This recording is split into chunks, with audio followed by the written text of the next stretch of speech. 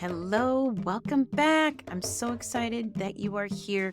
Today, we're going to talk about a great read aloud that gives you all of the Kwanzaa holiday feels. The title of this book is The People Remember, and it is written by New York Times bestselling author IBI Zoboi and illustrated by Loveis Wise.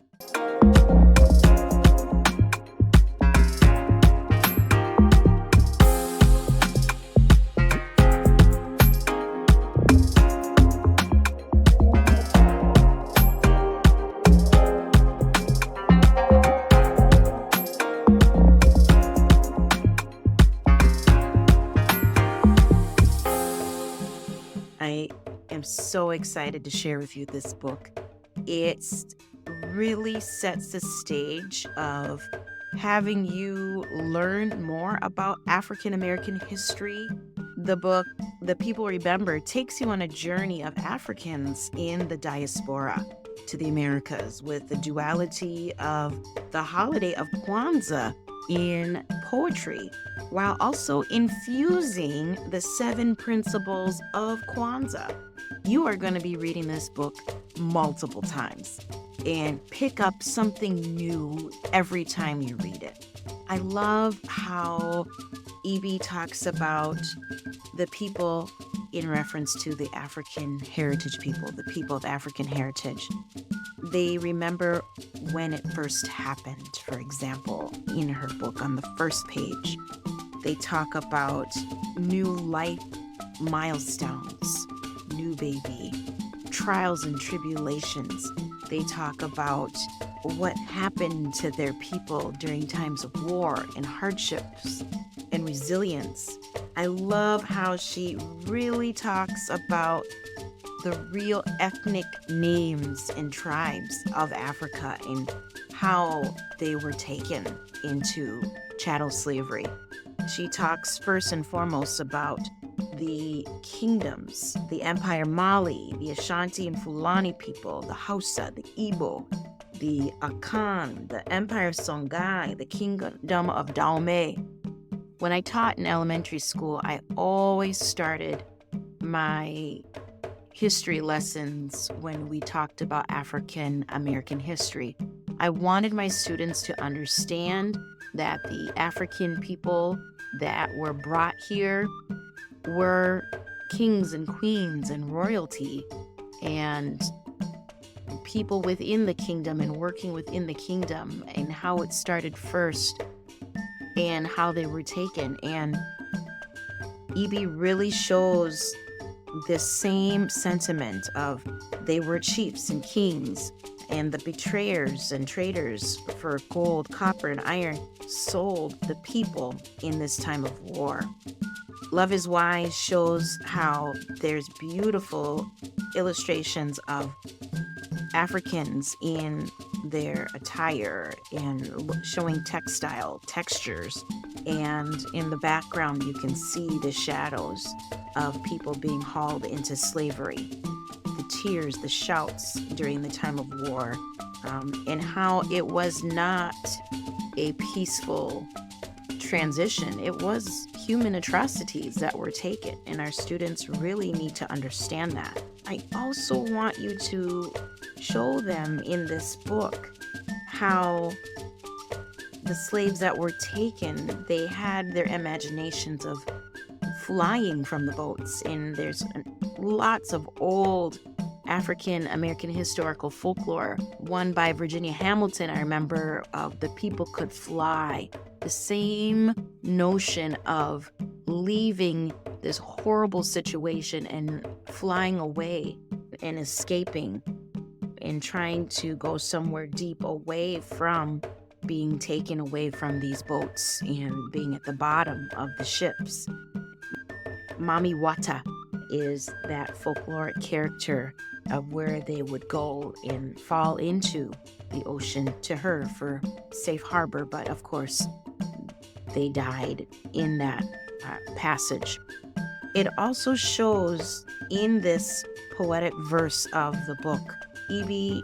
shows in her poems chattel slavery to landing on the shores of America and working on the sugar and cotton plantations and still remembering the people they were before. I love how she still brings up these were the people of the Ashanti and the Fulani and the Empire Mali, the Hosa and the Igbo, as well as the Congo, the Akan, the Dahomey, and showing that at the end of each part of the 7 principles, she has the Kiswahili word that coincides with the 7 principles of Kwanzaa.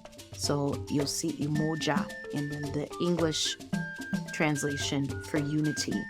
And as you go along with this story, you will still see the timeline of our history of people escaping slavery and standing up to it with the likes of Harriet Tubman and Nat Turner. She talks about, of course, self-determination, Kujichagulia, another Swahili word of the second day of Kwanzaa. You will also see in the depictions of the stories of families gathering together and finding praise and moving through the Great Migration, how they remember who they are and where they continue to go. She shows this beautiful picture of jumping the broom, people getting married, and at that time, slaves and freed slaves, it was illegal to get married, so they would jump the broom. My husband and I jumped the broom when we got married 18 years ago to pay homage to our ancestors. E.B. paints this saga of history in the culture of how things shifted and according to the people's resilience. They still found strength in spite of all of the hardships that they faced in the past and still continue to face today. She shows places of worship, healing places for the culture. She shows economics and businesses booming and coming up. She talks about Madam C.J. Walker, who became a millionaire for the love of hair, and inventors like Garrett Morgan and George Washington Carver and Marcus Garvey and his Back to Africa movement. They're still remembering, even though going through the Great Migration and celebrating life's joys and life's sorrows of war and pain and birth and life, and talking about the civil rights era. She still walks you through the things that people still remember and still see, still fight alongside. She talks in tandem with music of the African heritage people that brought their drums and their rhythms and their instruments to America and turned it into music that we still enjoy till this day. She talks about the dances and the iconic singers and performers like Jimi Hendrix and Nina Simone and Smokey Robinson and Diana Ross. She talks about songs of protests like Marvin Gaye and What's Going On. She continues to showcase all of these pivotal African American historical figures that your students can take names from this book and do their biography research on these amazing human beings. She talks about writers to the likes of Langston Hughes and Toni Morrison, as well, people that you probably have never even heard of but deserve to be amplified. I like how she still brings it back to today's time, where we had our first Black president, Barack Obama, as well as his family, and just still taking pride in our ancestors' dreams to continue this moving forward. One of my favorite quotes that E.B. wrote is on the Imani page, and she says, and I quote, "The people will gather the pieces of fabric, cut, torn, shredded, and made unrecognizable by the storms of time. to sew together a tapestry of their stories, one fine quilt, a blanket for the children to keep them warm, protected, and safe. The people remember to always have faith, end quote. You know I love a good author's note, and it talks more about Evie's life story. And it's so cool because how she was born in Haiti and immigrated to America as a child. Her husband's parents are from Trinidad and Liberia. Whoop, whoop, Liberia represent.